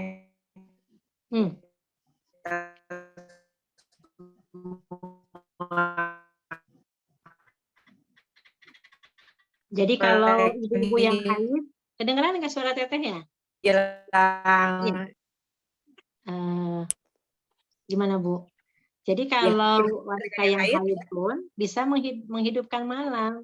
Maknanya qiyamul lail itu luas gitu ya. Ini teringat karena ini semua akhwat nih yang hadirnya. Jadi ketika qiyamul lail maknanya gitu, makna qiyamul lail itu, qiyam itu bukan hanya dengan ibadah sholat saja. Kita menyibukkan sebagian besar malam itu enggak tidur sepanjang malam gitu. Iya. Tapi kita bisa dengan membaca Quran, mendengarkan murattal, bahkan bertasbih, bersolawat kepada Nabi Muhammad SAW. Kalau dalam mausu'ah fiqhiyah itu dijelaskan demikian. Gitu. Jadi, salihah, untuk wanita yang lagi haid, udah nggak puasa Ramadan, udah nggak terawih, betul nggak? Bobo aja solihah. Bobo bukan bobo cantik, bobo solihah. Panjang. Panjang. Ada baiknya dia tetap ikut sahur ya. Karena kan nggak mungkin. Ya, benar. Nggak mungkin dua braib ketika siang-siang makan ini makan itu ngerujak, orang lagi puasa dia ngerujak sama anaknya karena barengan haidnya gitu. Jadi kalau bisa ya untuk kedepannya mudah-mudahan Allah kasih umur kita ke bulan Ramadan. Nah di Ramadan kali ini mulai dari awal, kalau misalkan yang dapat haidnya di awal Ramadan, kemudian yang tengah Ramadan, ada yang akhir Ramadan, ada yang depan sama belakang gitu. Depan 7 hari, belakang 6 hari, hampir setengah bulan tuh nggak puasanya. Jadi nggak mati gaya gitu loh solihah. Udah masa pandemi nggak jamaah ke masjid, misalkan kondisinya kita banyaknya bobo. Nah kalau bisa hidupkan malam dengan bisa, kalau tidak ibu mengambil dalil yang nggak baca Quran, saya mau nggak baca Quran kalau haid misalkan, nggak usah diurusin, yang penting jangan lupa. Masih ada hal-hal lain yang bisa dilakukan ya. Mulutnya nggak libur, kalau punya hafalan diulang-ulang. Kalau 3 kali aja jadi itu hatam Quran tuh. Tapi jangan itu saja gitu ya. Masya Allah. Iya. Alhamdulillah, Ustazah ada satu pertanyaan lagi ini dari sahabat Sulasa. Ini mengenai sholat witir. Apakah lebih baik dilakukan setelah sholat Isya atau setelah sholat tahajud? Bagaimana Ustazah? Dua-duanya baik. Dua-duanya baik. Sekarang gini, orang kan tipe, setiap orang berbeda. Sahabat Rasul pun sama. Ini bisa jadikan dalil. Rasul pernah bertanya kepada Umar bin Khattab dan kepada Abu Bakar Siddiq. Umar, kapan kamu melaksanakan witir? Dan wahai engkau Abu Bakar, kapan kamu witir? Kata Umar, saya sepertiga malam. Saya tidur, kemudian nanti sholat witir di sepertiga malam setelah sholat tahajud. Sedangkan Abu Bakar Siddiq, saya sholat witirnya sebelum tidur. Kenapa? Umar itu yakin kamu akan bangun. Ya, orangnya memang tegas, kemudian terlihat gitu. Tapi kalau Abu Bakar hati-hati, khawatir tidak terbangun malah gitu. Itu salihah. Jadi dua-duanya terpulang ke kita.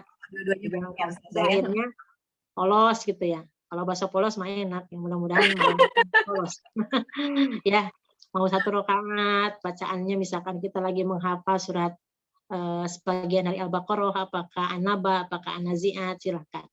Misalkan salatnya yang genap, rakaat pertama sama rakaat kedua, ya, awal yang pendek-pendek dulu. Nanti meningkat ada tengah-tengah yang agak panjangan. Nanti yang terakhir misalkan yang panjang banget, silakan. Atau misalkan saya mau witir aja deh, witirnya Sabihis sudah hafal nih, siap-siap untuk akhwat, minimal bacaan Sabihis atau surat Al-A'la untuk bekal kita sholat witir. Karena yang Rasul baca itu, gitu. Sholat witir, rakaat pertama, Fatihah dengan Al-A'la. Kemudian rakaat keduanya, Fatihah dengan surat Al-Kafirun. Dan rakaat terakhirnya ya, Fatihah dengan Al-Ikhlas, boleh dilengkapi dengan Mu'awwidhatain, Al-Falaq dengan An-Nas. Gitu. Semangat ya. Insya Allah, Masya Allah, ini ilmunya buat bekal, benar-benar buat bekal kita ke Ramadan. Oke, Insya Allah masih ada waktu kurang lebih 32 hari lagi menjelang bulan Ramadan ya, Ustazah. Untuk kita membiasakan diri dengan kebiasaan-kebiasaan yang lebih baik, ibadah yang lebih banyak, Insya Allah. Mungkin juga kita mau sama-sama menghafal surat Al-Muzammil ya, Ustazah, enak. Jadi nanti kita pada saat Ramadan, di saat kita tahajud, insya Allah kita benar-benar bisa membaca surat Al-Muzammil sambil mengingat tafsir isinya gitu ya Allah gitu, bagaimana benar-benar bisa masuk ke hati ya apa yang ada di dalam surat Al-Muzammil ini. Iya, bergadang baik Solihah. Nih kalau kita membahas Al-Muzammil nih, bergadang. Di mana makna tahajud itu bergadang artinya. Tahajud itu berasal dari kata hajat, tidur. Jadi artinya bergadang tidak tidur. Maksudnya Bergadang tidak tidur. Bergadangnya baik gitu. Iya. Kita boleh ya kalau kita mendekat aja ke waktu mak subuh gitu boleh ya Ustazah ya, supaya kita nggak tidur lagi setelah tahajud gitu ya. Boleh, karena ada ayat 20 tadi terpulang Ya. kepada yang mudah untuk kita, maksudnya intinya adalah jangan sampai kita ini kehilangan momentum gitu. Jangan sampai kehilangan peluang emas. Nah, kalau kita lihat di diskon, kalau kita kan seringnya diskon, pengen dihapuskan dosa gimana? Ya udah. Ya betul. Tadi kan ada 3 poin tuh. Bahwa sebenarnya alaikum biqiyamil lail. Hendaknya kalian melakukan qiyamul lail. Karena kebiasaan orang soleh zaman dulu tuh kan kalau kita ingin termasuk orang-orang soleh adalah membiasakan tahajud. Kalau sholat 5 waktu semua orang juga melakukan. Orang yang beriman, yang mengaku muslim, banyak yang melakukan.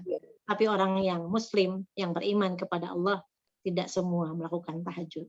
Tidak semua melakukan qiyamul lail. Maka mudah-mudahan kita akan dapat keutamaannya yang tadi. Alaikum biqiyamil lail, ini hadis Rasulullah SAW.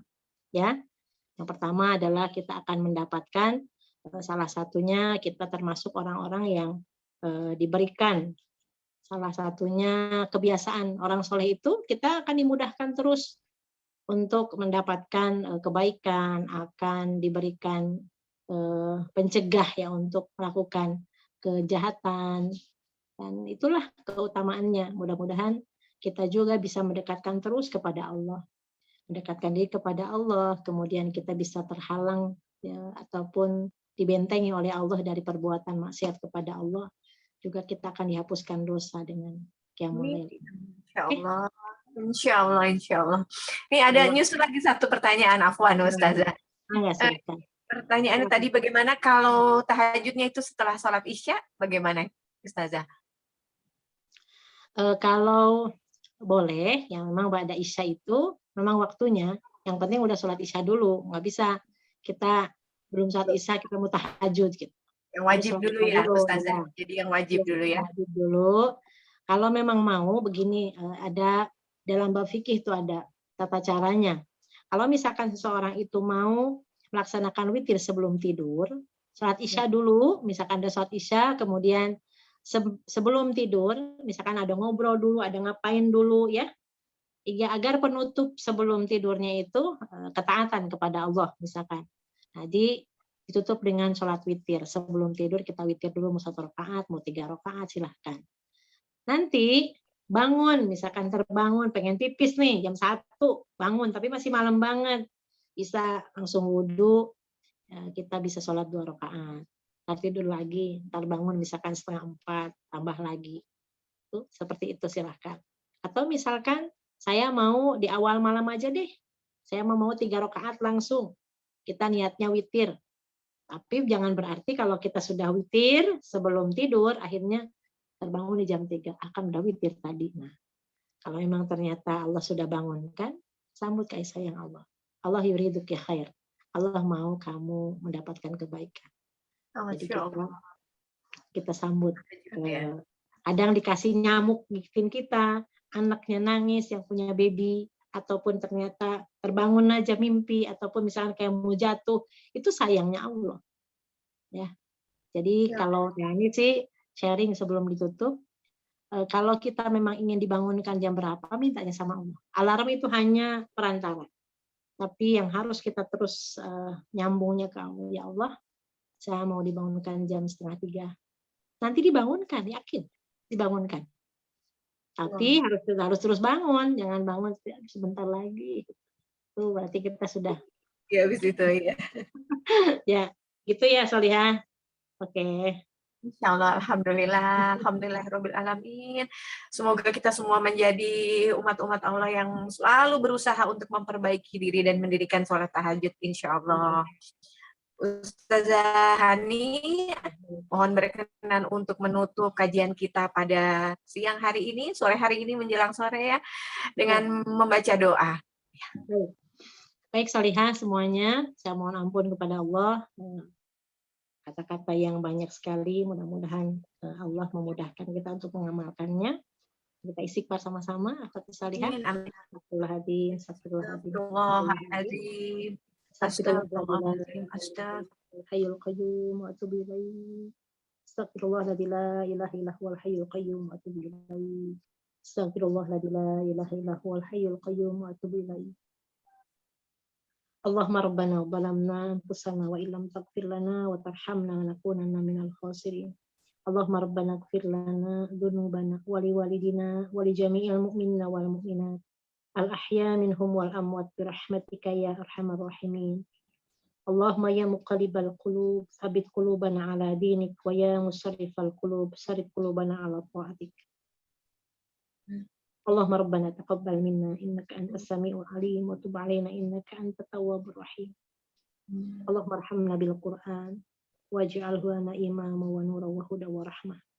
Allahumma dzakkirna minhu ma nusina wa 'allimna minhu ma jahilna warzuqna tilawatahu ana al-laili wa atrafan nahar waj'alhu lana hujjatan ya rabbal alamin. Allahumma rabbi ij'alna muqimas salatana wa min dzurriyyatina rabbana wa taqabbal du'a. Allahumma rabbana la tuzigh qulubana ba'da idh hadaytana wa hab lana min ladunka rahmah innaka antal wahhab. Allahumma rabbana la tu'akhidna in nasina wa akhtana. Rabbana wa la tahmil 'alaina isran kama hamaltahu 'alal ladzina min qablina.